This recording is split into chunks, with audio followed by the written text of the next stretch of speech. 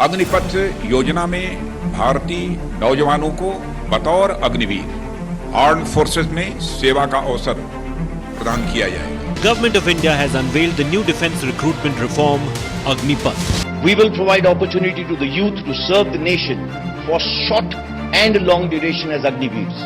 India is witnessing massive protests across the nation as aspirants are unhappy with the scheme. They feel taking away pension benefits provides them with no job security.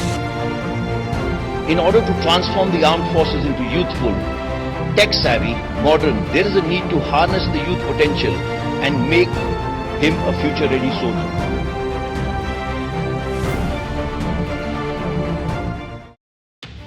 Hi everybody, on 14th of June 2022, the Defence Minister of India and the Chiefs of the Indian Army, Navy and Air Force announced the rollout of the Agnipath scheme. And by now you already know that it is a recruitment model for the youth in the Indian Armed Forces. And as we have seen in the past 1.5 weeks, there have been massive protests all across the country. Trains have been burned, civilian properties have been damaged, and as usual, social media has been flooded with radical opinions. So, we spent the past 4 days trying to talk to people, ex-servicemen and even media professionals of both sides to actually try to understand why is this such a controversial issue. And in this episode, we are going to put forth both these perspectives to help you understand what exactly is the Agnipath scheme all about. From the government standpoint, why is it absolutely necessary for India? From the citizen standpoint, what are the advantages of this scheme? And lastly, what are the drawbacks which have triggered the protests all across the country?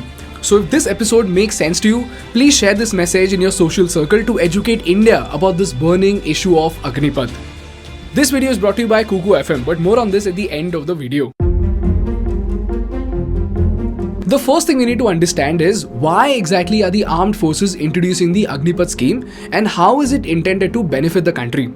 And the answer to this lies in this chart. Now, if you look at both these columns over here, you will see that on the left we have defense pensions and on the right we have something called the capital outlay of defense services.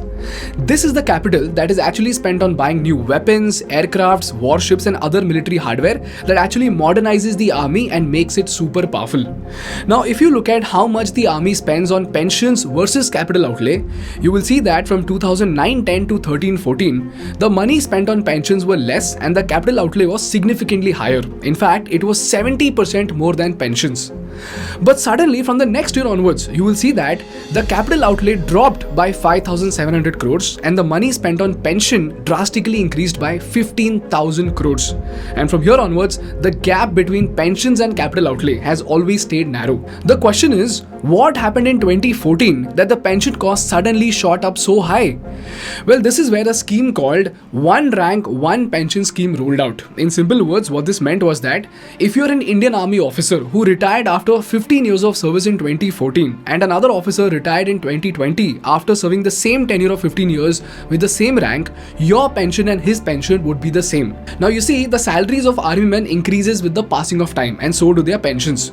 So when the pensions of servicemen who retired before got equalized to the current pension amount, it drastically shot up the pension expense. And if you look at the impact of this move, you will see that from 2016-17 to 19-20, the spending on defense pensions was actually more than the capital outlay itself. So in short, we were spending more on pensions than we were on modernizing the army. And this is what is being viewed as a dangerous, unviable trend. This is the reason why the army wants to decrease its burden on pensions and wants to channelize the money towards developing and modernizing our army with the latest weapons, latest vehicles and latest equipments. Apart from that, our army chief also stated that Agnipath would reduce the average age of the army from 32 to 26 years over the due course of time. This is the reason for the rollout of the Agnipath scheme. If this is very clear to you, let's try to understand what is this scheme all about and what are the benefits being offered by the army. Under this scheme, we will see 46,000 youngsters from the age of 17.5 to 23 years being inducted into the 3 batches of the armed forces, which are Army, Navy and Air Force. These Agniveers will serve only for 4 years instead of 15 to 19 years, and this 4-year tenure will also include a training period of 6 months. Apart from that, the Agniveers will earn a salary package of 30,000 rupees for the first year and will get a 10% hike every year. That means in the second year, their salary would be 33,000, 36,500 in the third year and 40,000 in the fourth year. Meanwhile, apart from this, 30% of their salaries will be deducted every month for the Seva Nidhi corpus. And at the end of their service, which is after 4 years, the center will add an equal amount and a total of 11.77 lakhs will be paid to each Agniveer. This amount will be completely tax-free. So after 4 years, up to 25% of the candidates will be retained to serve in the army till retirement, and the rest will be retired with a lump sum amount of 11.77 lakh rupees. Along with that, during this tenure, they'll also have death and disability compensation from the army. This is how the army intends to cut down its budget on pensions. Now the question is, how much money is this move going to save? Well, the exact calculation for Agnipath is not quite stated, but in 2020, the army submitted a rough calculation of how much money can be saved by trimming the manpower in the armed forces. And at that time, it had proposed a 3-year model instead of the 4-year model like Agnipath. And as per the proposal, the comparison of cost incurred by the government for a Sipahi with 17 years of engagement as compared to a Sipahi with 3 years of service, the prospective life savings for just one Sipahi is 11.5 crore rupees. So merely by trimming down the army by 1,000 jawans, the army could save 11,000 crores. And this huge amount could then be used to upgrade the army with the latest weapons and latest equipments that will make our forces insanely powerful. So this is a win-win, right? The army becomes powerful, and for the jawans, it is providing insurance, a decent salary, and a lump sum amount of 11.77 lakh rupees. Then why is there so much protest all across the country? Well, apart from political instigation and paid protesters, there are 3 sensible arguments made against the Agnipath scheme. The first argument is that if the Jawan after serving for 4 years don't get pensions because of budget, then why isn't the government cutting down on the pensions of MPs and other government officers? In fact, an MP who serves for just 5 years is entitled to a minimum pension of 20,000 rupees per month. And the fun fact is that the information received under the Right to Information Act by P.P. Kapoor reveals that actress Vaijayanti Mala gets 39,000 rupees and stars like Rekha and Chiranjeevi get 27,000 rupees each as monthly pensions from the government. So the argument is, why isn't the government cutting down on those expenses? Well, one part of the answer is that even if the government does that, they will barely save a few hundred crores, which is not the same as pensions of lakhs of retired Jawans. But the counter argument over here is that if budget is really a problem, regardless of the Agnipath scheme, the pensions and perks to these super rich ex-MPs must be cut down, and this makes complete sense to me. The second argument is that will a temporary soldier who is looking for job security risk his life for the country? Because you see, the armed forces are the last resort to emergency after everyone from bureaucrats to police have failed.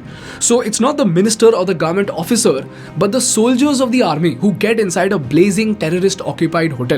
Similarly, it's not the minister or the government officer, but a soldier who stands at the border at extreme temperatures with bullets showering over his head. So the question is, will someone be willing to risk so much for a temporary stint of just 4 years in spite of knowing this inequality? If you ask me, I really don't have the credibility or the perspective to answer this. So if you have the answer to this, please drop your answer in the comments. And this brings me to the third argument, and that is, when the Jawans retire after 4 years with no pension or guaranteed job, what will they do? And this brings me to the most important part of the episode, and that is about what is the government doing to help these Jawans earn a livelihood after they fall out of the army. Before we move on, I want to thank our partners Kuku FM for supporting our content. Kuku FM is India's leading audio learning platform with over 1000 plus hours of content library, with over 4.5 plus rating and a huge library of non-fiction content. Here, you can explore a plethora of high-grade content for both business and geopolitics. And if you're deeply interested in the subject of Indian Army, you must check out the audio show on Field Marshal K.M. Karyappa or Field Marshal Manik Shah. And for business, my recent favorite book summaries include Start With Why for Leadership and The Art of Negotiation.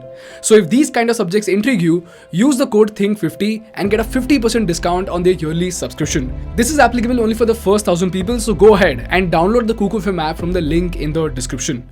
Moving on, let's understand how could the retired Jawans from the army find a place in the society and earn their livelihood.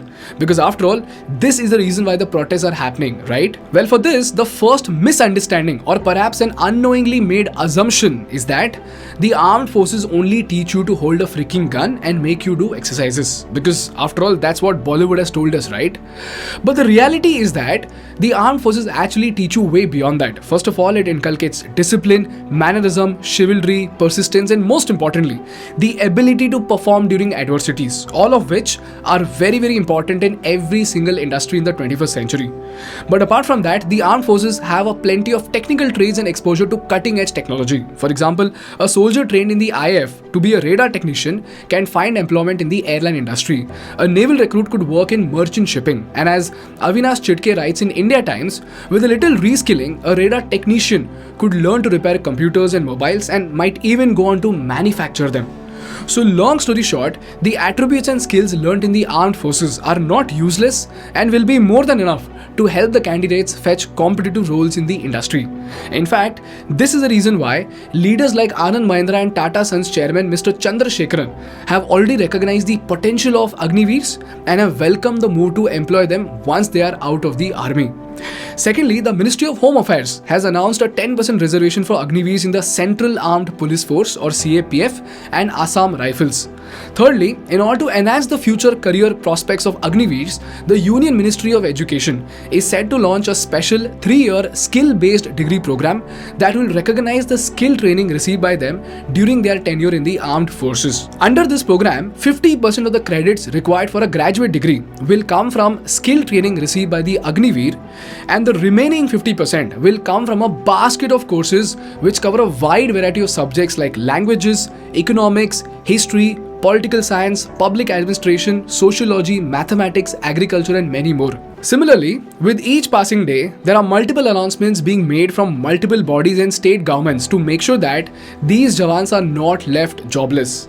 I'll give you a list for this in the description. Now, the only question that remains is, will these bodies, state governments, and corporates actually execute what they're saying and will stand up to their promise? And the answer to this will only be known once these Jawans fall out of the army. And lastly, if the retired Jawan wants to pursue something of his own, he would already have 11.77 lakhs of capital to start his business, or perhaps use the time to study something else and find a job elsewhere. And if they want loans for entrepreneurship, it is being said that Agniveers will also be given priority under bank loan schemes. And again, it's a claim that can only be verified once these Jawans fall out and actually apply for a loan. And then we have the argument of the timing of the announcement and the hasty execution of this move by the army. Well, for this, my sense is that the army has much bigger fishes to fry with China, Pakistan, budget, COVID, terrorism, and critical defense relation and import of billion-dollar shipments to protect 1.3 billion people. So I think we should leave this to highly educated and experienced leaders like Lieutenant General Puri to decide how this needs to be done. These were the stories, details, arguments, and counter-arguments of the Agnipath scheme. I am also attaching the interview of Ajit Doval sir on this scheme, so if you need more information on the same, this video is a must-watch. Now, it's completely up to you to decide whether this is good, bad, revolutionary, or disastrous. And if this makes sense to you, please share this episode in your friend circle to educate India about the Agnipath scheme. That's all from my side for today, guys. If you learned something valuable, please make sure to hit the like button in order to make YouTube Baba happy. And for more such insightful business and political case studies, please subscribe to our channel. Thank you so much for watching. I will see you in the next one. Bye bye.